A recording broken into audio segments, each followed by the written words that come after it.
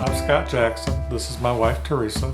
We've been married 31 years. We live here in Reed City, and I'm a tool and die maker, and she's a homemaker, a part-time substitute school teacher. She gets to teach her own kids sometimes. We have 10 children altogether. We have 3 birth children. We have, and then 7 adopted children. 6 of those children are still at home. Josh is 18. When we have Summer is 15 years old. Ethan is 15 years old. Matthew is 11 years old. And Damien is 9 years old. And then our baby is Andrew, and he's 7. We really had no intention to adopt. No. That was not our purpose. We just wanted to do foster care. We had 3 birth children. We were done having children of our own. We were content with our family. And we went and had been doing foster care for a few years.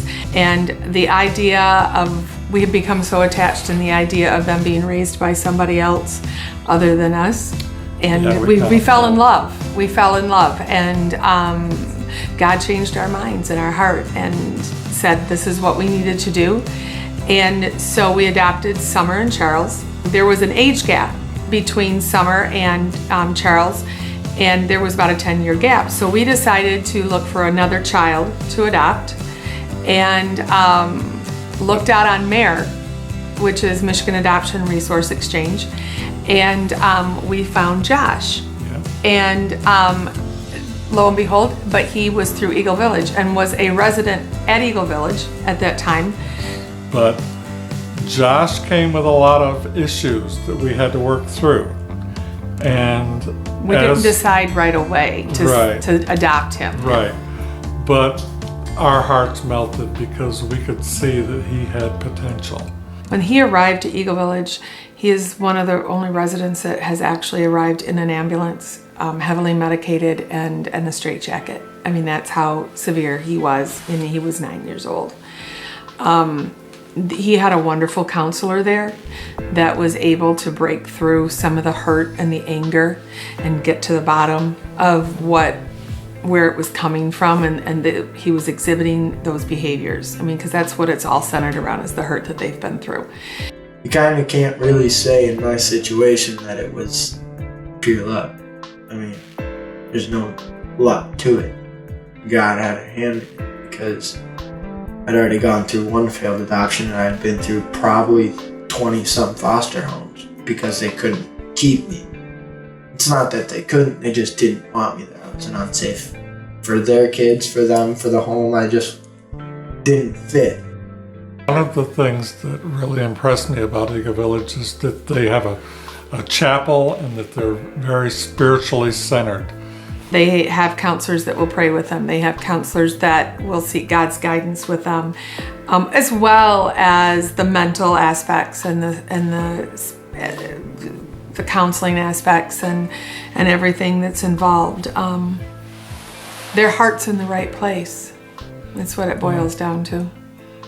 So it kind of helped me in the fact that it kick-started not only the relationship with God, but the relationship with my family now, and started me on the way to actually recovering and not being so angry and stuff. I act tough on the outside because the way society's gone, you kind of have to be a jerk sometimes to make it through life, and you have to have that tough exterior. But ask any of my friends, I'm a giant teddy bear. I have a 3.57 for a GPA. I got a 25 on my ACT last year. Usually I pull A's and B's in school. I could pull all A's if I really tried hard. Made it to team states for wrestling, and then I made it individual-wise.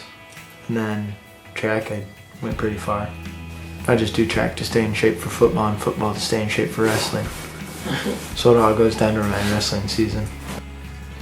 I think the fact that I'll be graduated and I'll be able to start my own life, like my own career, kind of gets me going. The fact that I'm able to, in less than a year, I'll be able to start and make my own choices and experiences and kind of learn where I want to go with my life motivates me to get going. When you live in a family this size and you have backgrounds like all of us, you're bound to clash. you just butt heads. And me and my mom are a lot alike, so we butt heads often. So I'm not always the greatest kid. But sometimes I hope that in the end when I leave, they've all looked up at me and the good aspects of my life too. The best thing about being in this family is we all work together. And the best thing about being in this family is that I have many of brothers and sisters to stand up for me. And the best thing I like about this family is they help me with my homework.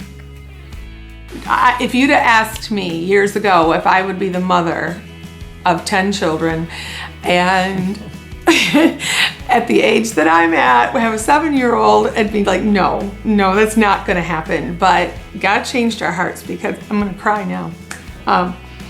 People talk about how we are blessings to them. They have blessed us. Yes. Even on my worst days, all I have to do is look at pictures or hear I love you, Mommy, or think, they've blessed us. They've changed my heart.